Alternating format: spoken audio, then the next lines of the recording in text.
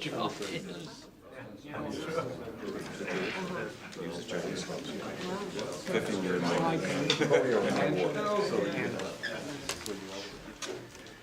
afternoon. I'm sorry we're a little late. We have two briefings. First, Admiral Blair, who's the Commander-in-Chief of our Pacific Forces, is going to talk about East Timor.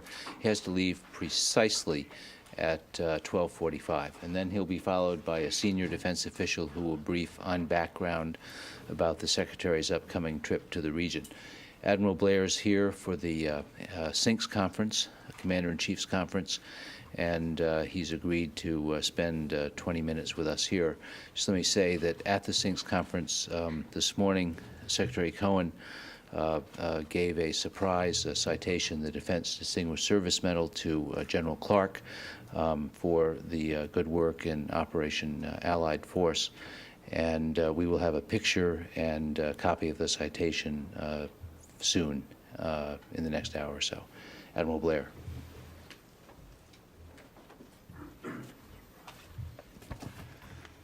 Good morning. The operation in East Timor is going well in my estimate. The Australians are doing a superb job in leading the effort.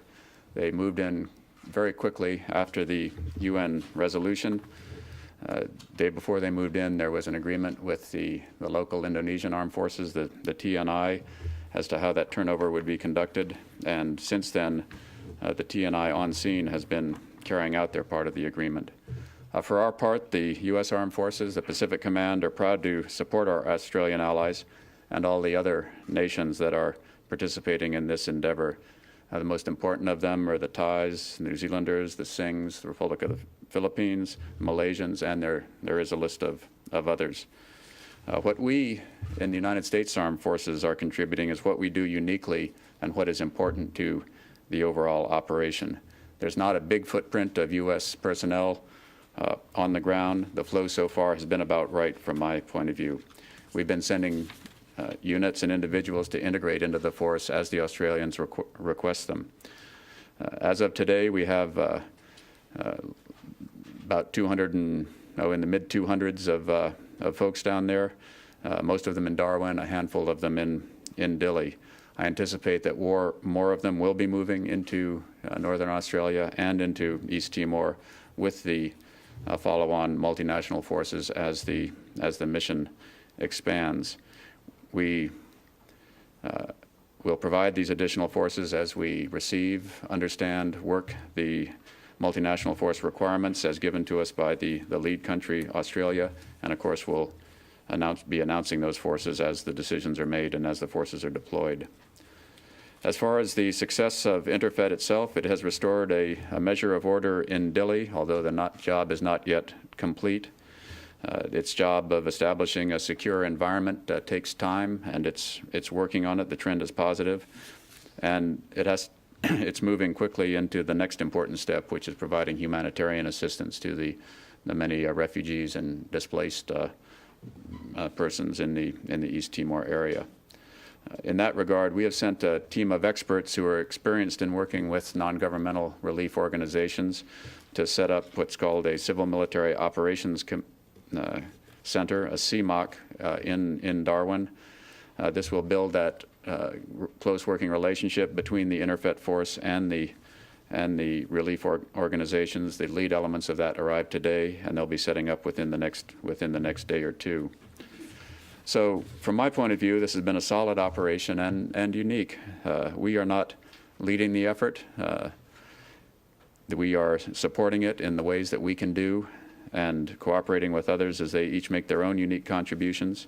I think this is exactly the right thing to do when you have an ally like Australia that's close to the situation, that has a strong interest in seeing it solved, has the people and the planning ability to take the lead for the other nations in the region and those of us from outside the region who have an interest like the United States to do the kind of mission that's involved there in East Timor.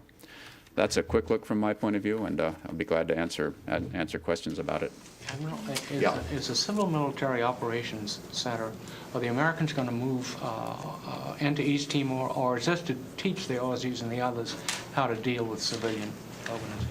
No, this will be a part of Interfed. It'll be set up set up by American forces because the Australians asked us to do it, and we have the people who have experience and training to do it. It starts out in Darwin because that's where the relief organizations are organizing their headquarters. That's where most of the humanitarian supplies are right now. Whether it moves forward into Dili or stays in Darwin will be General Crosgo's decision. How many people will that be? There are about 20 Americans there, and then usually the way it's set up is each of the main relief organizations will have a workstation in that same center. Maybe they have one person there, maybe they have two, and it's this center that compiles common databases, hosts the meeting, calls the plays. World Food Program, you'll do this. Interfet, you'll do that.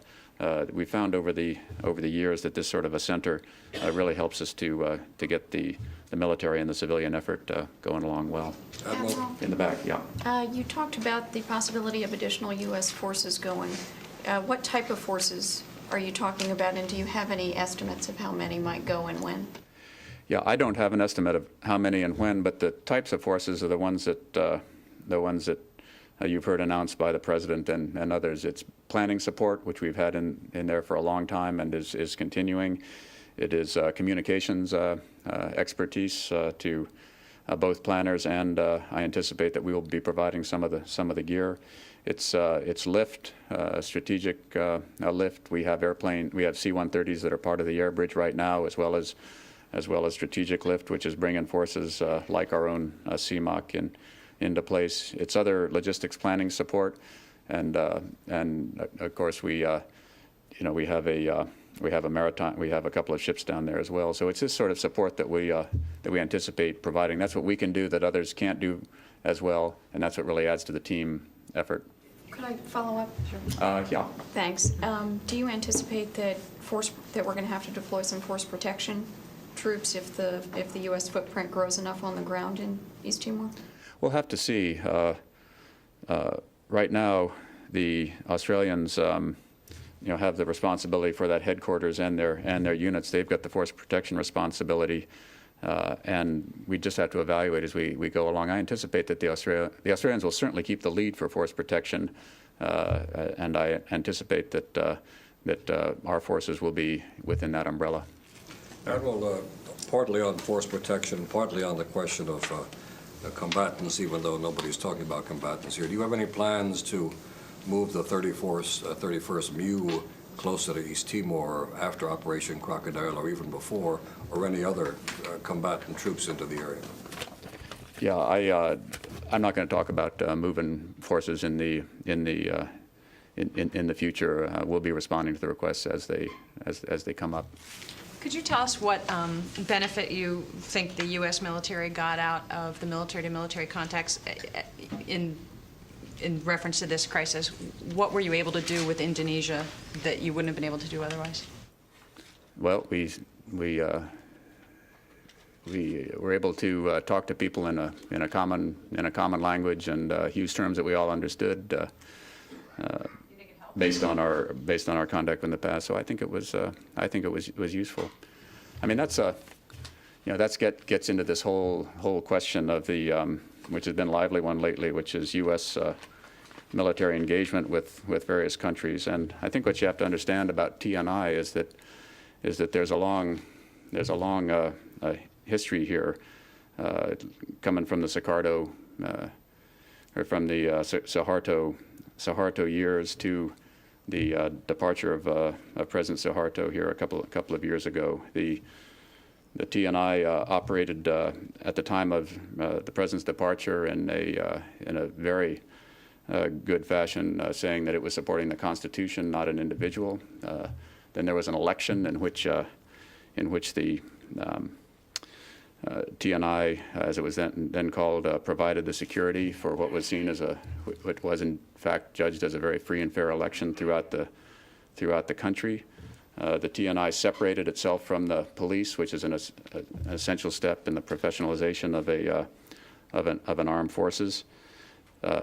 Then in East Timor, in particular, the record was much more mixed, and frankly, there were some pretty bad chapters of it in the lead up to the referendum.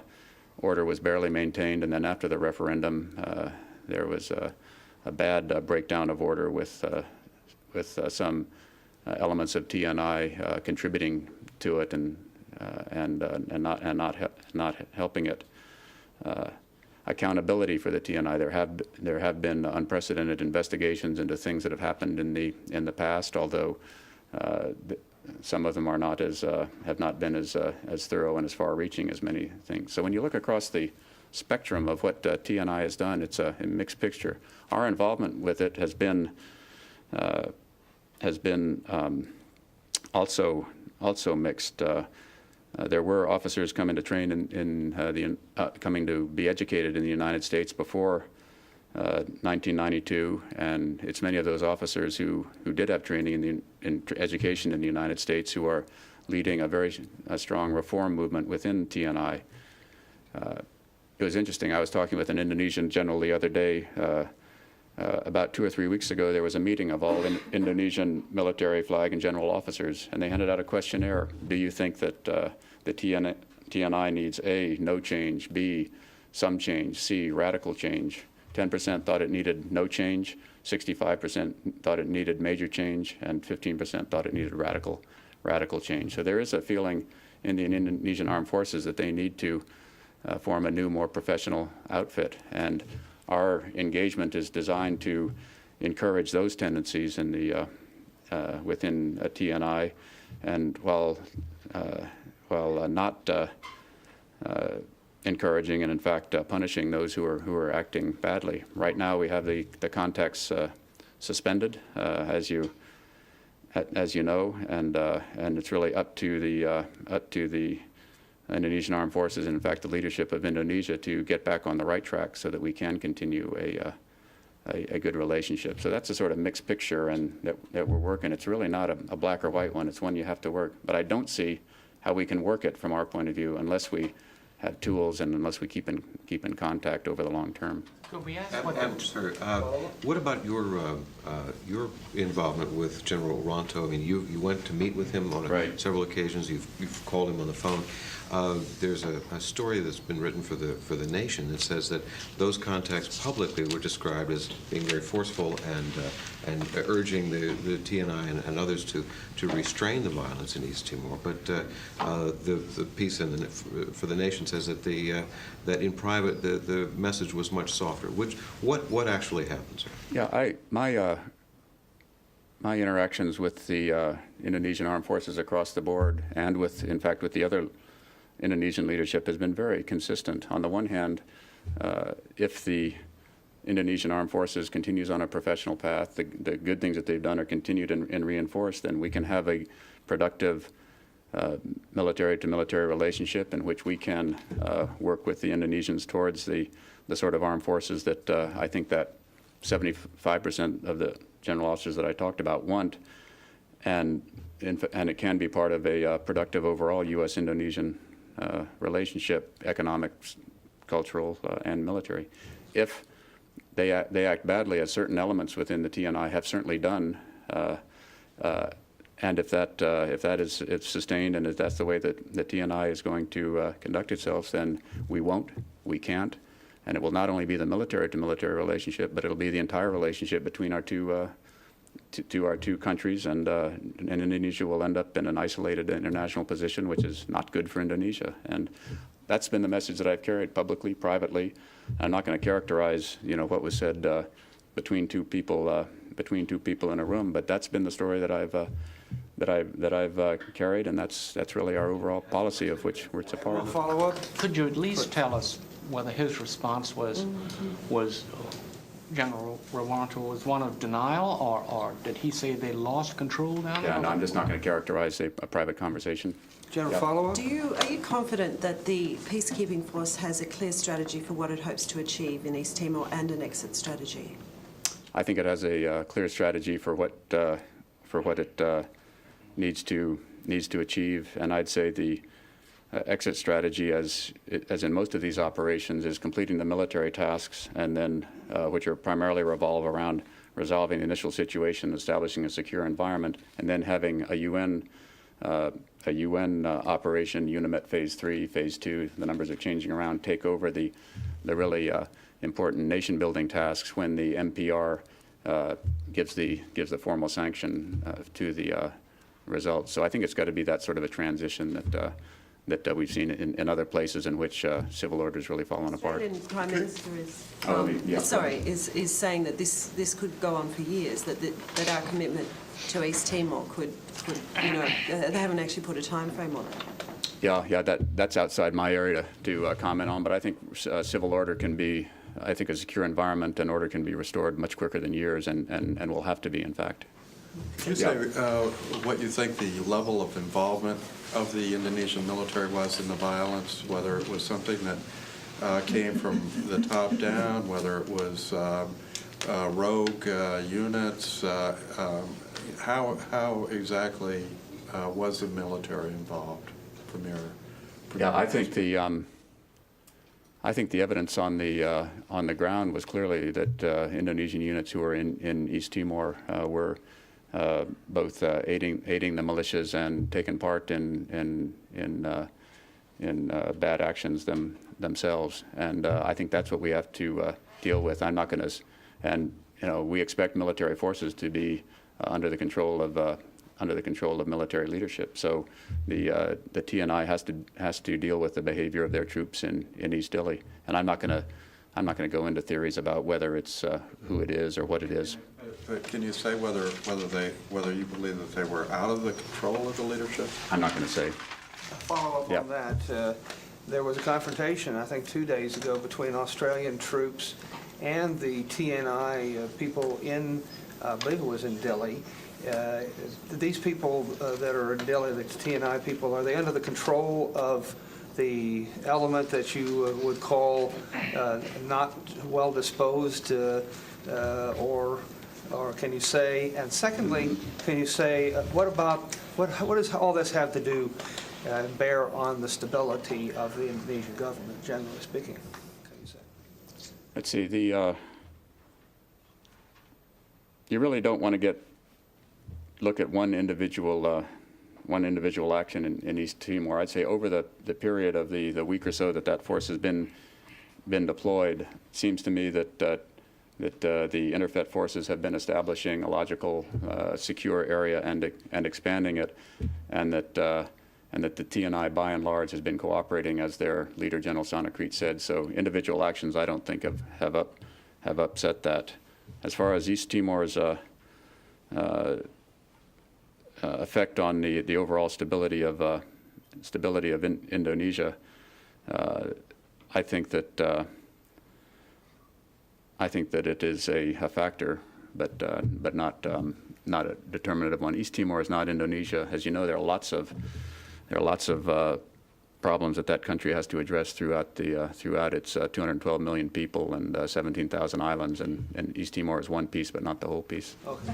Admiral, Yeah. following up on that, are you worried that some pundits here in the States have been saying that Indonesia could fragment like Yugoslavia? Long range, are you worried about that?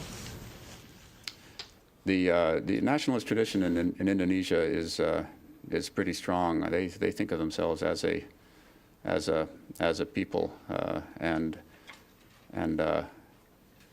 it certainly, that's the policy of our government, is that is one country, and so I think that's how it's going to continue. We have time for one more question, Elizabeth.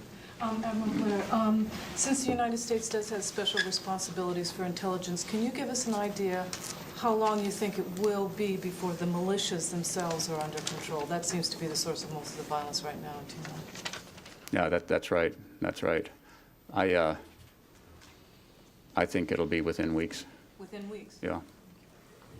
Okay, thank you very much. Okay.